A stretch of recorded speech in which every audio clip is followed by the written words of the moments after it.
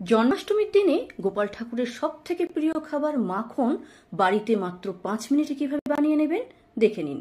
কি করবেন, প্রথমেই একটা পাত্রে ঘি নেবেন এবং তাতে মেশাবেন কয়েক টুকরো বরফ। এবার দুটো জিনিসকে ভালো করে ফাটতে থাকবেন। ফাটতে ফাটতে কিছুক্ষণ পর দেখবেন যে ঘিয়ের রংটা পাল্টে গেছে এবং জিনিসটা ফাঁপতে শুরু হয়েছে, এবং তারপর দেখবেন জিনিসটা পরিমাণে বেড়ে যাবে এবং তৈরি হবে একেবারে সুন্দর মাখন। এবার যে আইস কিউবগুলো থেকে গেছিলো সেগুলো আমরা বার করে দেব, আর থেকে যাবে একেবারে পিওর মাখনটা। এবার এই মাখনটা আপনি জন্মাষ্টমীর দিনে গোপাল ঠাকুরকে ভোগ লাগাতে পারেন। এর থেকে ভালো ভোগ জন্মাষ্টমীর দিনে আর কিছু হতে পারে না।